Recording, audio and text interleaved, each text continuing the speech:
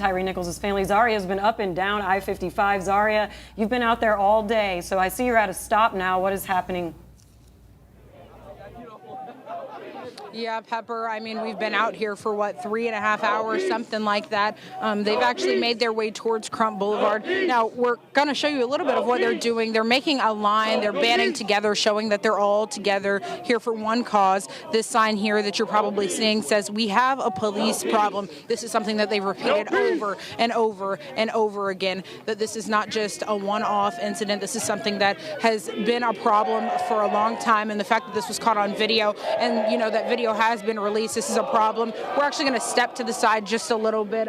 You're still going to see some of that protesting, but as they're walking down, they're still going eastbound. We're not quite sure where this might end up, but again, this is not something that they have a specific end goal other than for either Chief Sarah Lynn Davis or Mayor Jim Strickland to come out and to make a statement, to say something that's new, something that's not what they've already said, something that's not by the book. They want change, and they want effective change, and they want that change right now. They said they're not waiting till morning. They want this now, and they do not want to go home until that change is heard. Now, we will continue to be out here as they continue to protest, but again, we're going to stay off to the side a little bit just to keep a safe distance. But as of right now, we do know that those protests have remained peaceful, and that, again, Tyre Nichols' family has asked that those protests stay peaceful as long as possible. As long as these protests continue, they want them to stay peaceful. If you are out here for Tyre and out here for Tyre Nichols' family, live on Ben Crump-ish I-55, I'm Zaria Oates.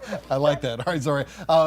Talk about the video itself. I know you haven't seen it per se, and have any protesters asked you, made any kind of comments about it, or is everyone just going off the descriptions they heard about before it was actually made public?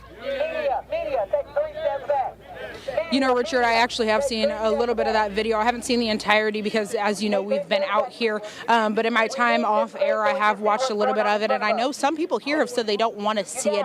I haven't actually spoken to anyone who has seen it so far. It's been quite a few hours out here, and they've been repeatedly out here.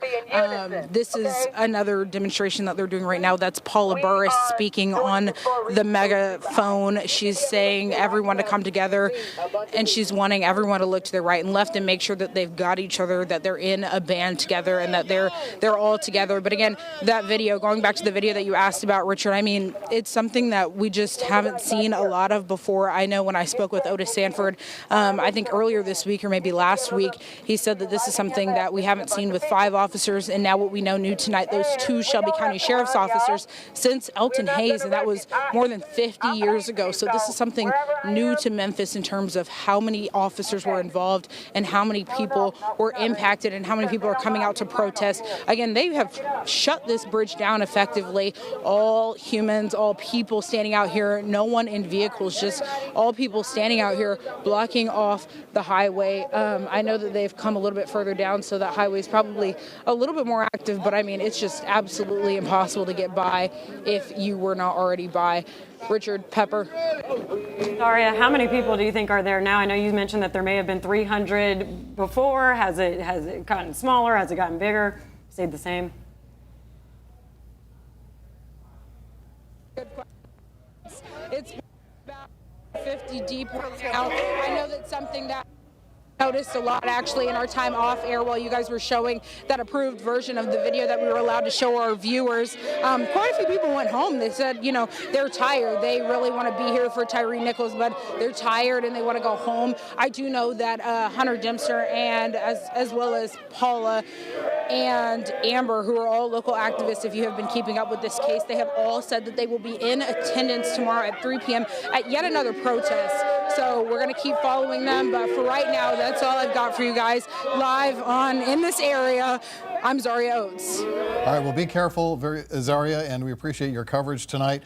We have one other reporter who's on the ground there to get her perspective, and she happens to be a Memphis native, so maybe she can give us a unique perspective as well. Rebecca, what is your sense of the mood there among the protesters? I know we did it to you many times during the Black Lives Matter protests. Give us your analysis, a comparison to that, and just what else you're observing.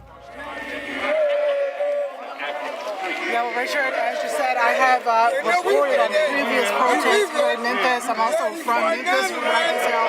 This is a very organized as well as a peaceful protest. Like we reported earlier, Rosario Oaks, she was with this protest as it was starting hours beforehand, and I can tell you that it has been pretty organized. I-55 had previously been shut down for a couple of hours, but right now the crowd is shouting, "We ready, we ready." They also are shouting, "No justice, no peace." Of course, this is all for Tyre Nichols, the 29-year-old who lost his life after a deadly confrontation with Memphis police. As we've also reported, those 5 Memphis police officers have been fired and are also now charged with second-degree murder.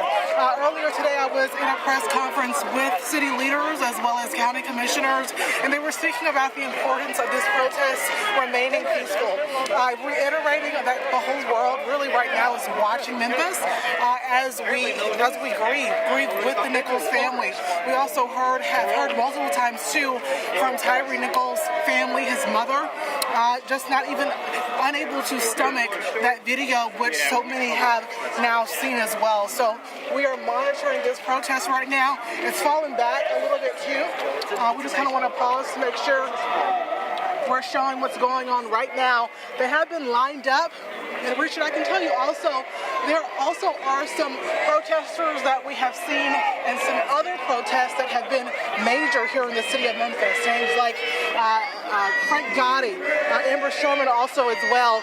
They have kind of been taking the lead as this line moves forward into the city of Memphis and off I-55 bridge.